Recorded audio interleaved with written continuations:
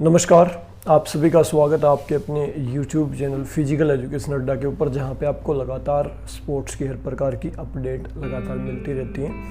हमारी जो पीटीआई की जो सीरीज चली हुई है हरियाणा पीटीआई एग्ज़ाम को लेकर, उसका नेक्स्ट पार्ट हम लेके आ गए हैं, जिसमें हमने पिछले वीडियो में करेक्शंस को किया था। उसके अलावा उससे पहले हमारा सेल का टॉपिक चला हुआ था। उसके बाद जो हमारा आज का जो टॉपिक रहने वाला है वो है मसल्स का। मसल्स से रिलेटेड जो इंपॉर्टेंट क्वेश्चंस हैं वो अब शुरू हो रहे हैं। नेक्स्ट 2 से 3 वीडियो में पूरी मसल्स को कवर कर लेंगे, जो एग्जाम ओरिएंटेड क्वेश्चंस हैं। इसके अलावा आप थोड़ी बहुत सेल्फ स्टडी भी करते रहें, क्योंकि कुछ एक बातें छूट सकती हैं, लेकिन फिर भी कवर करने की कोशिश करेंगे। ज़्यादातर बातों को नेक्स्ट 2 से 3 वीडियो में मसल्स से रिलेटेड वीडियोज ही होंगे। साइड में स्क्रीन आ रही होगी, बिना देरी के हुए शुरू करते हैं। सारी बातें रोज बोल बोल के थक गया हूँ मैं, अब उन बातों को रिपीट नहीं करूँगा, तो हम एक एक चीज़ को ध्यान से यहाँ पे करेंगे। तो साइड में स्क्रीन आ रही होगी। आज का जो पहला क्वेश्चन है कि मानव शरीर को आकार मांसपेशियों के द्वारा दिया जाता है। जो हमारा ढांचा है, जो बॉडी का ढांचा, जैसे मेरे को आप देख रहे हो, जैसे मैं आपको देख सकता हूँ अपनी आंखों से, तो ये ढांचा जो है किसके द्वारा प्रदान किया जाता है? मसल्स के द्वारा। जैसे बहुत सारे लोग देखोगे आप, वेट बहुत कम होता है, उसमें क्या होता है, मसल्स का साइज ना के बराबर होता है, मतलब पूरी तरह से उनकी मसल्स जो है डेवलप नहीं हो पाती, उनकी ग्रोथ नहीं होती। इस कारण से आपको दुबले पतले मिलेंगे कई लोग। बहुत सारे लोग आपको देखोगे जो जिम में जाते हैं, उनकी मसल्स का साइज अब नॉर्मल हो जाता है, जरूरत से ज़्यादा ग्रोथ होती है, तो उनकी बॉडी आपको कुछ अलग तरह की नज़र आएगी। तो जो आकार होता है बॉडी का, ये आपको याद रखना है, किसके द्वारा दिया जाता है? मसल्स के द्वारा। हड्डियों के ऊपर जो बोलते हैं ना मांस, हरियाणवी लैंग्वेज में कहूँ मैं, मांस कितना चढ़ रहा है, वो मसल्स का जो मास होता है ना रियल में, उसके ऊपर डिपेंड करता है आपका बॉडी का स्ट्रक्चर कैसा है। बाकी बोन तो सबके अंदर 206 होती हैं, किसी की लंबी हो सकती है, लेकिन उन बोन्स को जो चीज़ कवर करती है ना, वो मसल्स कवर करती हैं, और उसको शेप जो देती है मसल्स देती हैं। तो ये मेन बात हो गई। इसके बाद मानव शरीर में टोटल जो है 639 मांसपेशियां पाई जाती हैं। इसके अलावा बहुत सारे एग्जाम में आपको मिल सकता है 650 मांसपेशियां ऑप्शन में। अगर 639 मिल जाए तो इससे बेटर कुछ नहीं। अगर 650 मिल जाए तो आप 650 के साथ जाएंगे, और 639 और 650 अगर इकट्ठे मिल जाए तो 639 के साथ 639 के साथ आप जाएंगे। तो टोटल कितनी मसल है? 639, अप्रोक्सीमेटली आपकी कितनी? 650। ये आपका मसल्स की काउंटिंग हो गई। इसके बाद 3 प्रकार की मेनली हमारी बॉडी में जो है मांसपेशियां पाई जाती हैं। फर्स्ट, मोटा मोटी मैं बताऊं आपको, ऐच्छिक मांसपेशियां जो हमारी इच्छा के अनुसार काम करती हैं। सेकंड, अनैच्छिक मांसपेशियां। थर्ड, हार्ट की जो मांसपेशियां, कार्डियक मसल्स आप इसको कह सकते हो। हार्ट की कुछ अलग प्रकार की मांसपेशियां हैं वो। ऐच्छिक में कौन सी मसल्स? जो हमारी इच्छा के अनुसार काम करें। जैसे आपको कोई सामान उठाना है, तो उस सामान उठाने के जो दौरान जो मसल्स आपकी काम कर रही हैं आपके दिमाग के उधर से, या आप चल रहे हो, चलने के दौरान जो, मतलब आप चाहते हो कोई काम करना, उस टाइम के आपकी बॉडी की जो मसल एक्शन कर रही हैं, काम कर रही हैं, वो आगे हो गई आपकी ऐच्छिक मसल। अब मोटा मोटी मैं आपको बता रहा हूँ। फिर अनैच्छिक मसल। अनैच्छिक मसल कौन सी? जो हमारी इच्छा के अनुसार कार्य ना करें। मतलब जैसे आपकी डाइजेस्टिव, आपने खाना खाया, ऑटोमेटिक खाना पच रहा, आपको नहीं पता। जो मसल्स, इसके अलावा जो आपकी रेस्पिरेटरी सिस्टम में जो मसल्स हेल्प करती हैं, आपकी डायफ्राम वगैरह, वो अपनी इच्छा से काम करती हैं। आप चाह के उनको रोक नहीं सकते, रोकोगे तो आप मर भी सकते हो, ठीक है, आपका जीवन खत्म हो सकता है। तो वो हो गया आपकी अनैच्छिक। कार्डियक, हार्ट की मसल जो कंटिन्यू काम करती रहती हैं, ये भी अनैच्छिक में आती हैं, लेकिन ये स्पेसिफाई अलग इनकी कैटेगरी है। हार्ट से रिलेटेड जो कॉन्ट्रैक्शन करती हैं, रिलैक्स करती रहती हैं, ब्लड को भेजती रहती हैं। और ये 3 प्रकार की मसल्स हमारी हो गई मेनली, जो आपकी 3 प्रकार की मसल्स आपकी बॉडी में पाई जाती हैं। अनैच्छिक मसल को आप क्या कह सकते हो? रेखित मसल्स। और जो ऐच्छिक मसल होती है उनको रेखित मसल आप कह सकते हो। रेखित क्यों? जो इनके फाइबर्स होते हैं, जो ऐच्छिक मसल होती हैं, जो हमारी इच्छा के अनुसार काम करती हैं, वॉलंटरी मसल इनको कह सकते हो। तो इन मसल्स में फाइबर होते हैं, ऐसे मिलते हैं आपके खड़े फाइबर मिलेंगे रेखित एक रेखा में, और जो अनैच्छिक होती है उनके फाइबर ऐसे आपको मतलब इस उसमें मिलेंगे आपको, इस डायरेक्शन में ऐसे गिरे हुए, ठीक है। तो ये हो गया इनमें अंतर। कार्डियक के मिक्सअप होते हैं, ठीक है, मतलब वो कैटेगरी अलग है उसका। तो आप हार्ट से रिलेटेड अगर कोई क्वेश्चन आता है ना, उसमें उसको काउंट कीजिएगा। जैसे हार्ट की मसल को कार्डियक मसल बोलते हैं, ठीक है। तो ये होगी आपकी 3 प्रकार की मेनली मसल्स। इसके बाद मांसपेशियों की अगर आप स्टडी करते हो ना तो उसको क्या बोला जाएगा, मायोलॉजी। मायोलॉजी जो है मांसपेशियों के अध्ययन को बोला जाता है। इसके बाद अगर मांसपेशियों के अंदर वीकनेस आ रही तो वहाँ पे इसका मतलब है पोटेशियम की जो है कमी हो रही है। पोटेशियम की कमी अगर हो रही है आपके अंदर तो मसल्स आपकी वीक हो सकती हैं।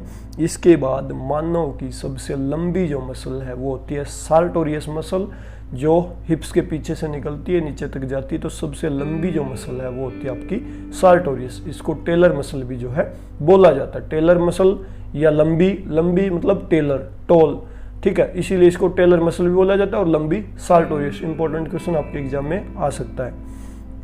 इसके बाद देखो बॉडी की जो मसल्स होती है ना वो किससे बनती हैं, प्रोटीन से। प्रोटीन क्या काम करता है हमारी बॉडी में, मेनली मैं बताऊं तो प्रोटीन जो है बॉडी में जो सेल्स टूट जाती हैं उनको रिकवर करता है वापस, ठीक है, उनकी रिकवरी करता है। तो रिकवरी का काम कौन करता है, प्रोटीन करता है। तो मसल्स के अंदर भी 2 प्रकार के प्रोटीन मेनली पाए जाते हैं, आपके एग्जाम में आ सकते हैं, एक्टिन और मायोसिन। मायोसिन और एक्टिन 2 प्रोटीन मसल के अंदर पाए जाते हैं जिनके कारण हमारी मसल्स काम करती हैं। हालांकि इसको आगे और टुकड़ों में डिवाइड करें तो एक्टिन के फिर 2 पार्ट हो जाएंगे, मायोसिन के अलग अलग। इतना डीपली नहीं जाना, हमें बेसिक चीज़ कवर करनी एग्जाम ओरिएंटेड, इतना डीपली आपके एग्जाम में नहीं आएगा क्योंकि पीटीआई का एग्जाम है। तो एक्टिन और मायोसिन 2 प्रकार का प्रोटीन आपकी मसल में पाया जाता है। इसके बाद बॉक्सर मसल किसको बोला जाता है, आपका लेटिसमस डोर्सी है। लेटिसमस डोर्सी मसल को बॉक्सर मसल बोला जाता है, जो बॉक्सिंग वगैरह में हेल्प करती है। इसके बाद थकान का क्या कारण होता है, आपको कई बार महसूस होता है आप काम करते करते थक जाते हो। क्यों थक जाते हो, इसका एक रीज़न होता है।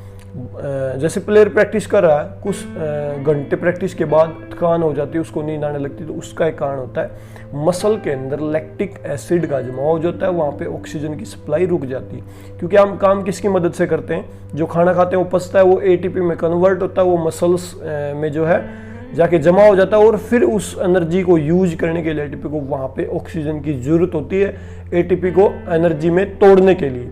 और बीच में लैक्टिक एसिड अगर आ गया तो क्या होगा, ऑक्सीजन की सप्लाई वहाँ पे रुक जाती है। इसके अलावा एनर्जी भी जो है यूज होने के बाद पूरी तरह से उसका भी एक कारण होता है, लेकिन जब एनर्जी खत्म हो जाती है तो वहाँ पे लैक्टिक एसिड का निर्माण जो है शुरू हो जाता है, इसलिए वहाँ पे हमें रेस्ट की जरूरत पड़ती है प्रॉपर। तो लैक्टिक एसिड के कारण हमें थकान होती है। इसके बाद शरीर की सबसे मजबूत जो मसल होती है सोलियस मसल होती है। सोलियस मसल कहाँ पे होती है, आपका जो एचिल्स टेंडन है ना, जो काफ मसल और हिल एडी को जो जोड़ता है, मतलब टखने के जस्ट पीछे जो मसल पाई जाती है सोलियस, क्योंकि इस मसल के ऊपर आपका पूरी बॉडी का वेट रहता है। एचिल्स टेंडन के ऊपर, इसके ऊपर ये मसल होती है और जब हम चलते हैं तो ये मसल पीछे की तरफ कॉन्ट्रैक्ट करती है। देखो मैं दो तरह की चीज़ें जो है ना, कोई भी एक्टिविटी करते हैं ना हम, 2 तरह की चीज़ें हमारी मसल्स में होती हैं। एक होता है कॉन्ट्रैक्शन, एक होता है रिलैक्सेशन।